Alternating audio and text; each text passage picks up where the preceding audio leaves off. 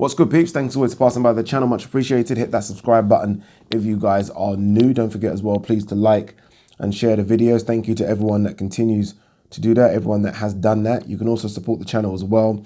I do have a Patreon account. The link is in the description. All right, let's talk Terence Crawford versus Kavaliauskas.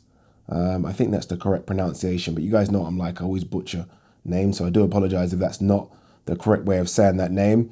All right, let's get rid of the elephant in the room straight away. Terence Crawford got knocked down in that fight.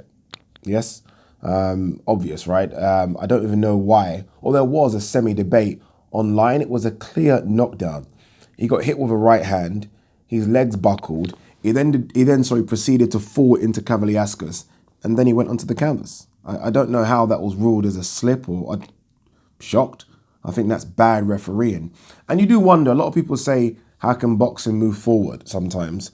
You do wonder in a situation like that, why the judges aren't allowed to just have a quick look at the monitor and then kind of, I don't know, retroactively score that round a 10-8. They should be able to, especially in a world title fight. Imagine that fight, and obviously it didn't matter in the end. Terence Crawford got the job done, but imagine that fight went to the scorecards and it was close, like a 115, 114, or even a draw or split decision either way. That 10-8 round could make the difference. So I do think they need to have a look at situations like that. But in the end, Terence Crawford did get the knockout, so it didn't matter. A lot of people online have been talking about Terence Crawford's performance. Obviously got hit a lot in that fight. I do wonder if those people actually do watch Terence Crawford fights. Terence Crawford does get hit. He does get tagged. Go back and watch his fights. He's not the best defensive fighter. I think he's the best fighter when it comes to all-round package, or one of the best fighters when it comes to all-round package. But I never thought of Terence Crawford as a defensive genius like a Pernell Whitaker or Floyd Mayweather. He does get tagged. He got tagged a bit more than I expected. I think a bit more than we all expected. But sometimes you have to give credit to the opponent rather than take it away from Crawford, if that makes any sense. Like, I'm going to give some credit to Kavaliauskas. He boxed well, right? He boxed smart. He looked for combinations when he could, went to the body, went to the head, doubled up to the head a lot, right? Good jab, good everything. So let's give some credit to Kavaliauskas rather than say Terence Crawford looked like shit. He didn't look like shit. I just think Kavaliauskas looked a lot better than we expected, and maybe even a bit better than Terence Crawford expected. But in the end, he got the job done.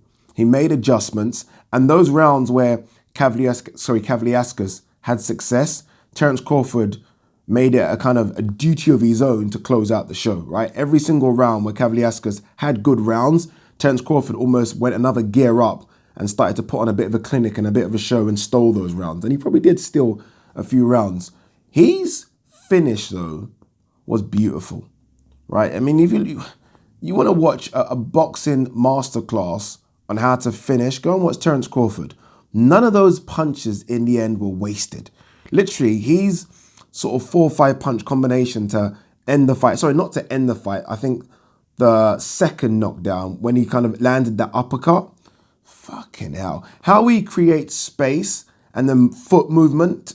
It's some people, when their opponents are hurt, it's very reckless. And that's understandable, right? But some people, it's just like, Terence Crawford picks these punches so well. That foot adjustment he made to land the uppercut, where he kind of opened up a wider stance and then took a step back and then landed the uppercut, beautiful. But it's all about what next for Crawford. I think we all heard Timothy Bradley's rant after saying the PBC guys are scared, and I think that's a bit rich coming from Timothy Bradley. He had exactly the same issue when he was fighting on Top Rank, and he ducked a few fights himself. Amir Khan's one of them that he definitely could have done but didn't do. Obviously, Terence Crawford's growing frustrated, and maybe that was a sign of frustration in that performance. We have seen a better Terence Crawford. Maybe it's a case of he can't get excited for these type of opponents now, the Amir Khans of the world. Kavaliauskas, who was a good undefeated mandatory, but he needs to get excited, right? He needs to get excited and fight a Sean Porter, an Errol Spence, those type of guys. Can he get those guys? I don't know. Bob Arum did say, and I made a video about it, Bob Arum did say, as long as Errol Spence comes back fit, it's an easy discussion. It's an easy fight to make. I don't think it is that easy. But he needs to be in the mix for the other guys. If not Errol Spence, the other guys, right? And I've said this on so many occasions.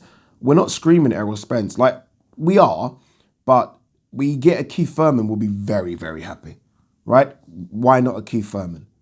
You know, Danny Garcia's fighting, I can't remember the name, is it Red Chak? I can't remember the name, why couldn't that fight have been made? Sean Porter's looking for an opponent now. Sean can have that fight. And there are other guys out there. I do wonder who's getting the Manny Pacquiao fight. If I'm honest with you, Manny Pacquiao spoke about coming back in March, I think it was. Mikey's obviously signed with DAZN. It looks like he's going to fight Jesse Vargas. We know Danny Garcia's got this fight coming up. So I wonder if it's going to be Sean Porter. That'll be interesting. Sean Porter versus Manny Pacquiao. But yeah, Terence Crawford needs to get in the mix. It was at times a frustrating performance, but in the end, got the job done and looked great in getting the finish. One thing that fight did show me, and I kind of already knew this anyway because I'm a big Terence Crawford fan, is that he can come through some adversity. We've seen that before. We saw it again on Sunday morning. He can make adjustments. And look, he's a dog. You want to have a fight with him. He's not afraid to fight. That's why Terence Crawford is my best fighter. He can have a boxing match. He can do that. We've seen that. He can have a dog fight. He can button that gum shield and go toe-to-toe with you if you want to go toe-to-toe. And then he can finish you. People don't think he's heavy-handed at 147. This guy can punch.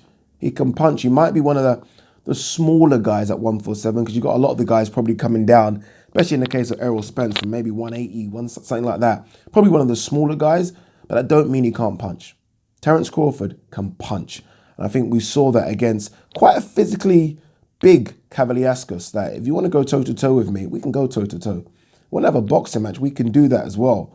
But you're not going to last long. And Kavaliauskas found out the hard way Sunday morning. But who next? God willing, Bob Arum can deliver. Deliver someone. Don't deliver us another no-name. No disrespect to Kavaliauskas. Give us something to get excited about. Surprise us and give us Keith Thurman.